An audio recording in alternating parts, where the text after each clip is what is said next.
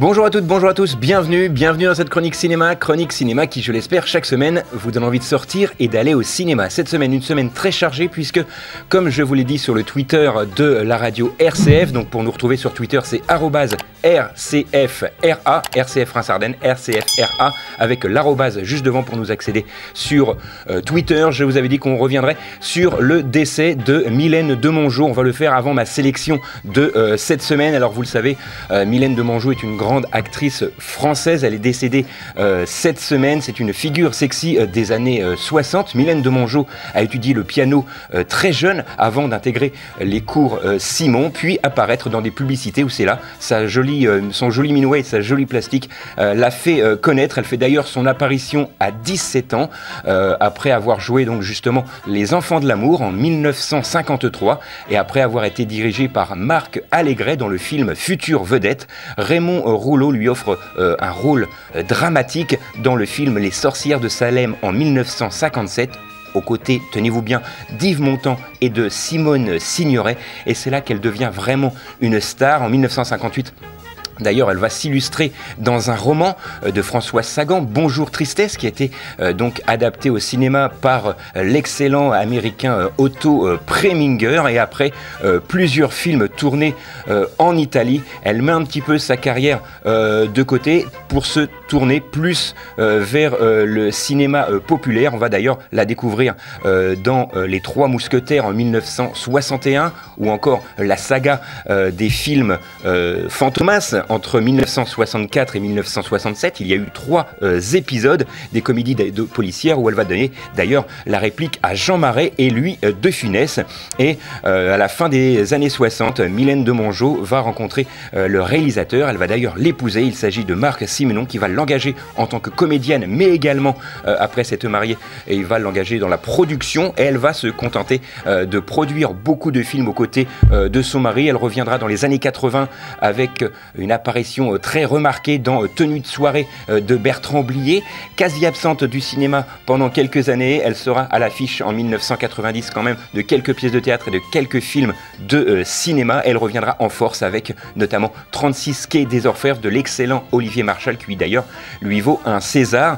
Entourée de Nathalie Baye et de Roche Dizem et de Ludivine Sagné en 2006, là c'était pour le film La Californie, et elle continue comme ça son petit bonhomme de chemin, notamment dans les années 2000 avec le film Camping. Il y a eu 3 opus et plus récemment on l'a vu dans la maison de retraite de Thomas Gilou en 2022. C'était son dernier rôle au cinéma. Un grand big up pour cette excellente actrice française Mylène Demongeot qui nous a donc quittés cette semaine. Voilà, après ce grand hommage que je voulais rendre à cette actrice formidable, voici ma sélection de films cette semaine.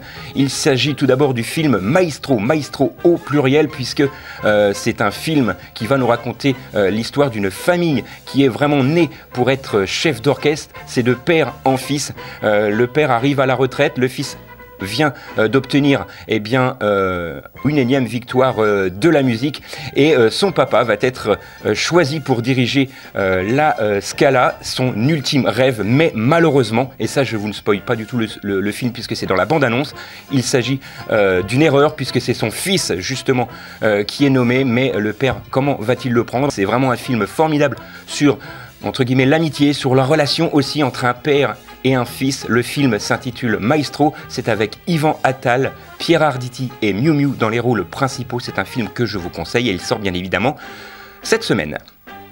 Autre sélection, alors un film que j'ai pas spécialement apprécié, c'est un film de monsieur Rachid Bouchareb avec Reda Kettab. Normalement c'est un excellent comédien, on a pu le voir notamment dans Un prophète de Jacques Audiard, c'est là d'ailleurs où il a été révélé. Il a joué également dans un biopic sur Django Reinhardt, où il incarne d'ailleurs Django Reinhardt. Mais là Reda Kettab nous signe un rôle un peu particulier dans le film de monsieur Rachid Bouchareb, Nos Frangins, qui va revenir sur la nuit du 5 au 6 décembre 1986 où Malik Oussekine est mort à la suite d'une intervention de la police.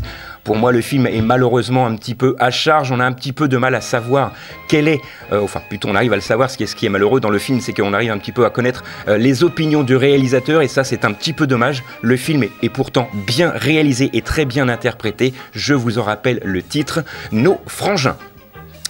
Autre sélection cette semaine, on arrive en période de Noël, donc il faut vraiment emmener les enfants au cinéma avec Le Royaume des Étoiles, un film d'animation formidable où un petit garçon va se réveiller un matin et sa sœur disparaît soudainement au beau milieu de la nuit et voilà, il va devoir partir sur la lune pour essayer de retrouver sa petite sœur. Il va se faire aider par le marchand de sable, etc., etc. à bord du traîneau magique. C'est une grande course qui va d'ailleurs commencer. C'est un film d'animation pour toute la famille, je vous le conseille, et il sort bien évidemment cette semaine.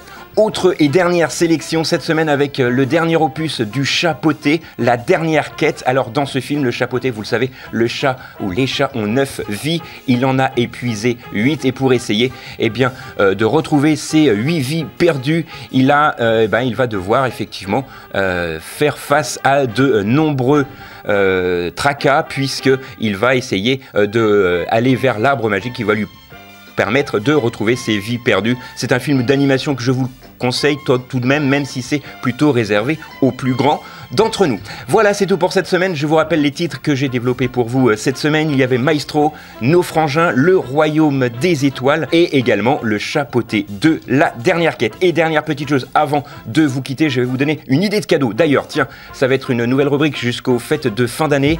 Eh bien, je vais vous donner une idée de cadeau. C'est dans les magasins Jiffy.